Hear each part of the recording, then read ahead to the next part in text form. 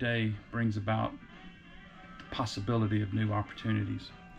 And my day today begins with the hope of a new adventure to go visit a campground in Abbeville, Alabama, called Hardridge Creek. It is a Corps of Engineer campground on Walter F. George Lake, which is the main town there is Eufaula, Alabama.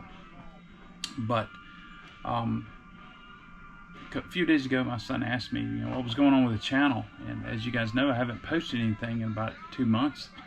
And I've had a few life events occur. Was given the opportunity to transfer down to a southwest Georgia town called Americus. And it has reinvigorated me with my company, and also has helped me to rediscover the beauty of humanity, to be grandiose. The folks that have embraced me in this new community have been a warm and welcoming lot of people. And every town I go to, they're embrace me with a hug and the warmth of good country cooking, and it brings back hope that all is not lost. There are places in this world where people still love one another, and so it creates some hope in me. And then you couple that with, had a few folks reach out and just to check on me. And AJ and Arlie, thank you for loving me enough to be curious as to why I hadn't posted. So that's why I've been in the process of transitioning. I'm actually I bought a camper, living in the camper now, down at the beautiful Brickyard Plantation Golf Club and RV Resort, which is a KOA campground in Americus, Georgia. And again, just full of folks that just want to enjoy the day and enjoy life. And they've welcomed me and helped me acclimate to that community. Along with the men and women that I work with, been very helpful, very supportive. So, all that to say this, I want to thank you all for your continued support, and I look forward to this camping adventure, which will be my first that I film in the new camper. I'm gonna do some still shots, and rumor has it that there's a little town over in Alabama called Abbeville that the wood, can't remember the name of it. I think it's the Wood Preservation, Southern Wood Preservation. Anyway, I'll find out the details on that. They have basically restored this town with a love for vintage neon. So I'm gonna try to get over there in the next few days and take some still shots, and then hopefully it looks like the weather's going to be great throughout a couple of days over there, that I'll be able to go at night and maybe even film and do some still shots of the neon all aglow. So without further ado, let's see what kind of fun we can have on Walter F. George Lake. So no camper video is complete without a tour of the camper. So this is the new camper, my new living arrangements for the meantime. Nice dining area with plenty of windows. Love the views at the new campground. I've already hit my head on that sconce or that light fixture and busted the bulb. But I love the windows. I love the amount of natural sunlight that comes in. Plenty of storage up top. The TV and entertainment center. The fireplace down there that, surprisingly, the last couple of nights have been, the temperatures have dropped into the 40s down here in South Georgia, and I've turned on that little electric heater, and it's just done the job to help keep the chill down inside the camper. But I've prepared several meals on the stove here. It's a 3-burner cooktop with a little tiny oven. Haven't used it yet, but microwave, 12-volt fridge. Love the coffee bar. It gives me an opportunity to enjoy the mornings with a freshly ground pot of coffee. This is the current coffee of choice from Raven's Brew, the old 3-peckered Billy Goat. Little kick in it for the mornings. Moving on into the master bath. Well, I guess it's the only bath. There is no master. Sufficient size shower. At first I was curious about the blue for the vanity, but I don't pay attention anymore. So also love the fact that it has a king size bed. Now I'm curious from y'all, how do you put a sheet on here? I've got fitted sheet on there, but you can tell the mattress hangs off a little bit, and so how do you keep a fitted sheet in there? Plenty of storage. This is all closet space, and sorry you guys are having to look at me in the reflection, but plenty of storage back in there. This has 3 slides on it, and we'll take a walk out here in just a minute. You can see the outside and see how much storage I have on the outside as well. This is the outside of the new camper. It's a Jayco Eagle. It's taken me a little bit to get used to these landing gear down here. It doesn't have a tongue jack, but it does have an auto leveling system like the fifth wheels do. But sometimes if the site in which I've been on a couple of sites here that are challenging to get level, but here are the 2 slides. The forward slide here is the bedroom, and the rear slide is the kitchen, our kitchen and entertainment center. So as we walk around to the front, see it's got the living room and dining slide there. Ample awning space to keep you covered during the parts of the day that it gets a little warmish. Helps keep the heat off the front of the camper. And then it also has, of course, the access ladder for the rooftop. It did come with solar. I got 200 watts of solar, so I'm pleased with that. Haven't had to use it.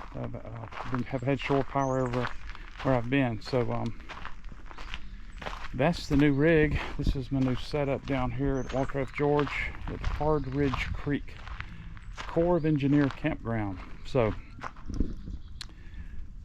without much further ado, let's look through some pictures I took in Abbeville. So I want to give you a little glimpse of the campground I'm in. Here, I'll walk out of the truck so you can get the full view of the site I'm on. Guess I should have thought about this before I started filming, but here we are. It's obvious that this was not built around those with large rigs. So most of the rigs in here are smaller, shorter rigs, and for those of you that have them, it's wonderful. I live in mine right now, so it's makes it a little more pleasurable to be in it. But there are very few sites in here that will accommodate rigs over 35 feet. I'm in site 27, which has an obstructed view of the lake, but nonetheless you can see this is 28 here. There's the old Jayco over there, and a buddy site here. I almost booked this site, but I hate to come out here and take a buddy site from somebody who wants to have come in with their friends. So it's like those people that go to the gas pumps and block the diesel dispensers. And I'm sure folks don't think about it, but for those of us who drive diesel vehicles, we are limited to where we can get our fuel. And I don't want to be that guy that takes up a buddy site when it's just me. So this is site 30. And just look at the view. I mean, imagine this every morning.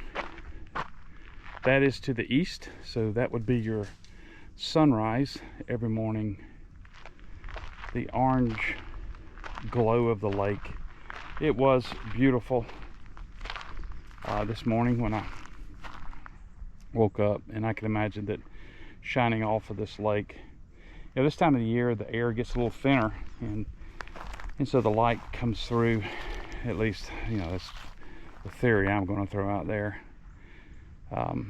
Light comes through a little purer, less haze, less obstruction from all the humidity and moisture in the air. But just a little glimpse of the sites here. I don't know what site number this would be a good one too. Walk back up here. I know there's a couple of the YouTube folks, and this is, I'm going to say, similar to the world famous bike tour that Jared does. It's a lovely couple from up in Kentucky that you know, give truly honest reviews of the Weekend Warrior RV camper. But here's another. This would be another just wonderful morning to wake up to for those of us who are morning people. Walter F. George Lake is known as the bass capital of the world, and all these campsites have fish stations where you can prepare or get your fish, do whatever. It's got these work benches on all the sites. So I was going to get the site number for this for those of you who have slightly larger rigs.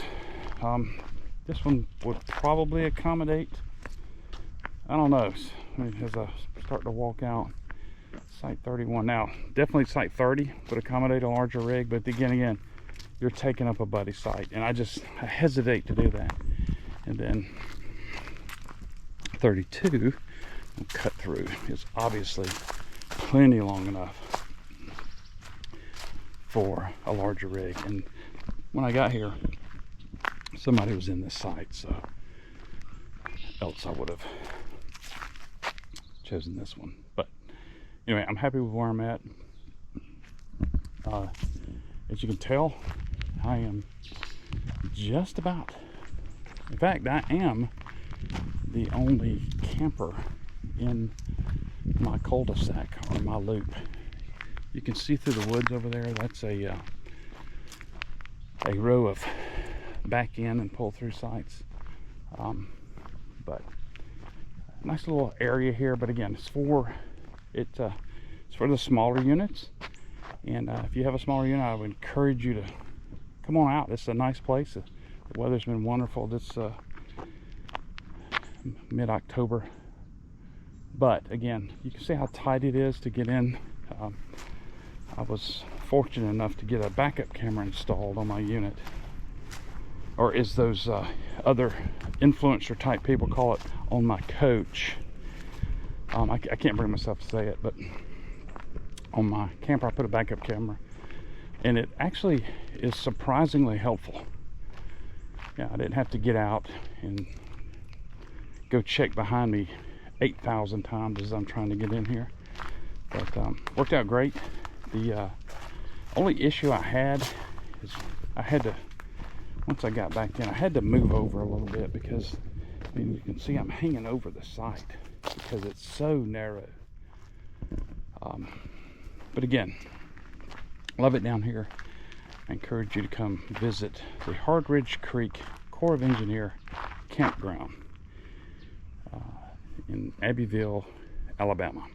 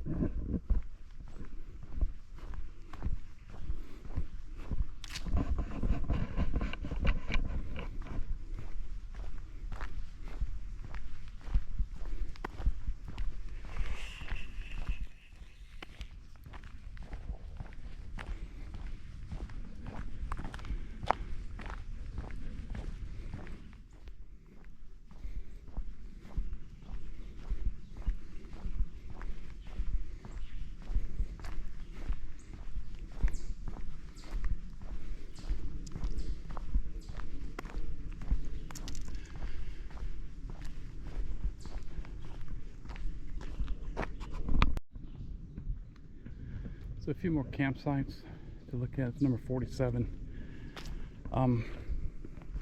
It almost acts like a buddy site pull-through type of situation here. I think, yeah, this would be great for a couple of families to come in. 46 and 47. Not too sure if it's big rig friendly, but you'd have to check the website to verify that it would fit your rig. But you have access to water on 46. 47, you're kind of obstructed by some undergrowth, but as we come around the corner here, you'll see a little peninsula stuck out here, and these are all smaller, shorter rigs. It's just very tight in here for the turns, so just be mindful of that. And as I walk down to the water's edge, wouldn't call this a beach. I'd call it just a silt. I don't know. I guess you could. It's sandy, so. But just absolutely gorgeous. You can see the dam down at the south end of Walter F. George, and that over there is my home state of Georgia. I'm standing on the shoreline in Alabama. That pavilion's called the Pirates Cove Pavilion. Don't know why, but that's what they call it. But just some lovely sights down here, and as you can see, the tone kind of change as you go away from the water. It's very, there's a significant canopy over all the drives here, so plenty of clearance for you to get your rigs in and out vertically, but it can get tight in some of these. You know what? I think I may, this 46, 47 situation here would be great to come back with another family. We just got to check the size requirements and the limitations for that on that. So as you come up here to the stop sign, this is the main road that comes into the Corps of Engineers camping area, and this road goes, and there's another loop up there. They have full hookups up there on the hill, but again, not big rig friendly. Very shallow sites for rigs. Let's go ahead and walk up here. But this is the parking area for the Pirates Cove Pavilion. I wouldn't pull your camper down there. Very limited turning space. Little playground up here for the children. At least the children that still play on playgrounds.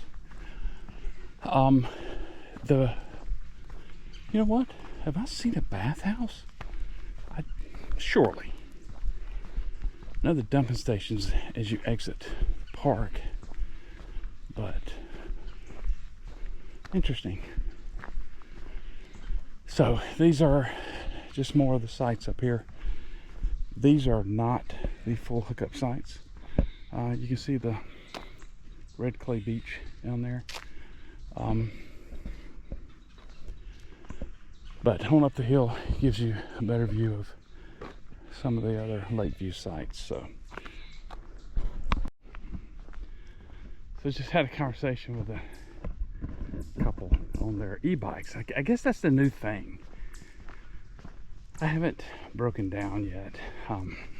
Still have my old Trek 300 or something. I mean, I've had that thing for 20 years. Busted many a helmet, elbows, knees, foreheads, all kind of stuff on that thing when I was in the exuberance of my youth. Would do some mountain biking, and obviously I wasn't very good at it, but anyway, haven't broken down and purchased the e-bikes yet, but everybody seems to have a good time with them. Makes it easier to see the campground, see the park. But you know, that's one of the things I talk about, having been out of camping for so many years. This lifestyle, as well, it's not for everyone. You rarely run into someone who's not